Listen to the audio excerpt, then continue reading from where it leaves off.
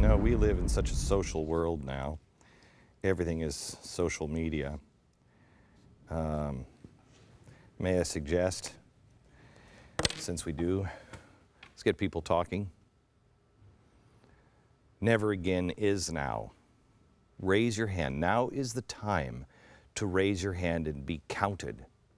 But I don't think people really understand what it means to be counted anymore and to be accountable. DerrickVanOrden is the author of a new book, Book of Man. It's the Navy SEAL's Guide to the Lost Art of Manhood. It's available exclusively at Walmart and Walmart.com. Actually got a call from John Voight, who said, "You're going to love this guy. You have to have him on." So we wanted to talk to him. And I've been looking for this kind of book. I've been reading books about what it takes to be a man and the loss of chivalry and everything else for a while. Derrick, it's good to have you on the program today. Thank you for joining us. Well, you're welcome, and thank you for having me. I really appreciate it. It was a very powerful monologue, by the way. Where do I have it wrong, Derrick, or how can you help me make the point or giving me a starting point of how to stand? Well, I think that clearly identifying and articulating your values as a human being are very important. We must understand what we think we're here for and what we think we are supposed to be doing. And then we just need to do it. Very interesting. The points that you made echo what is written in the book that you're holding in your hand. We as men, at some point, that has become some type of punchline. The macho man and all that, it degrades us as guys. We are a fundamental part of what is important to be a member of a family in a community. And I think that it's time for us just to clearly acknowledge that. We're not taking away anything from anybody, but we must understand, and society must understand, that we are a value-added portion of this community that we call the United States and eventually the world.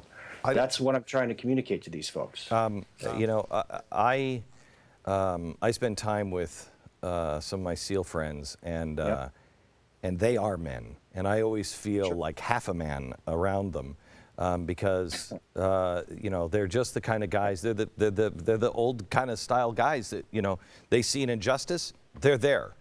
Most of us stand around and go, well, there's got to be somebody call the police, somebody do something. Where we don't even stand for little things. I'm very concerned that when it really comes down to it, we don't even know how to stand anymore. Well, it's an issue of commitment. It is truly an issue of commitment. It's not an issue of a method. Violence is a method of doing something. It's an expression of commitment. If you are willing to stand back to somebody, with somebody, to defend them and yourself, you're actually committed. The ability to do that is not lost, Glenn. It's just not. It manifests itself in other ways.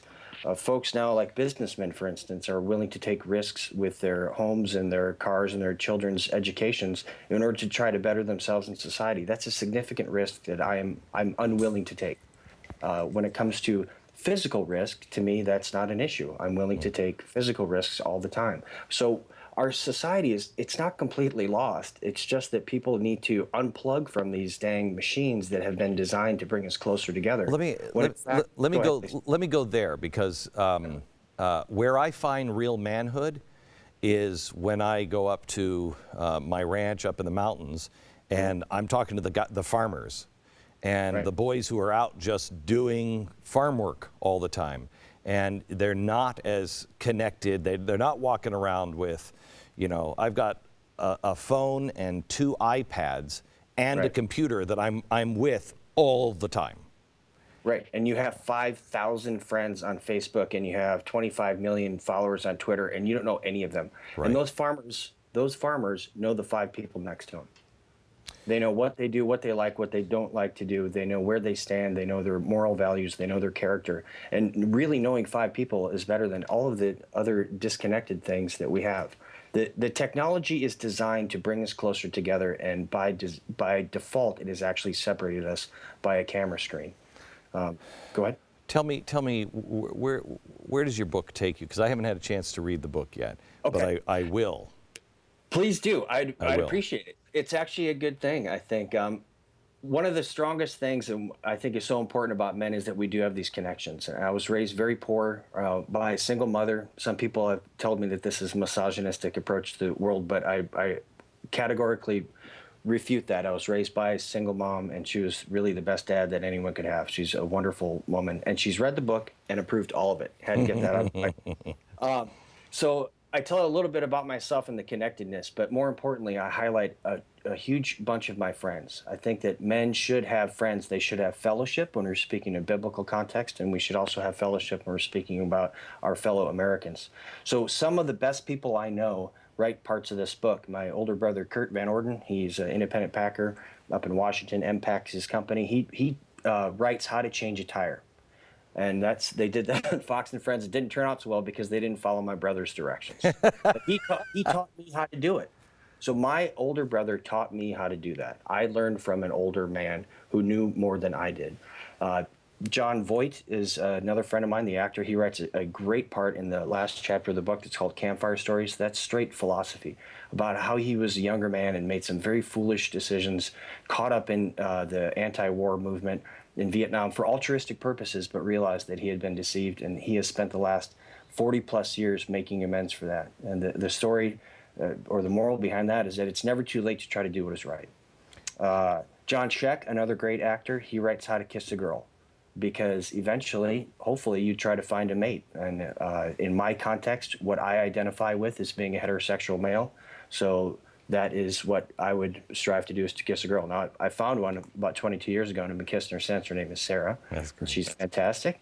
So it walks us through a bunch of different tasks that we collectively have forgotten how to do. Sharpen a knife, bait a hook, sighting a gun. And along the way, I explain how these little tasks are very important in growing into a man. A weapon is something that the power of the weapon must be respected. The only way to teach someone respect is to put them in a position where they must respect something. And it is a fantastic way to do it, obviously under great supervision. But those tools that we use help us grow to be a man. You don't wake up one morning and say, I'm a man. I've made society better. What would you say? What would you say the average? What would you say the percentage of American males are men? Boy, that's a very difficult question to answer. But at the risk Above of sounding 50% or below? At the risk of sounding like a curmudgeon, which apparently I'm growing into, I would say that it's really probably 40%, maybe 30%. I think so too. It's a very small portion.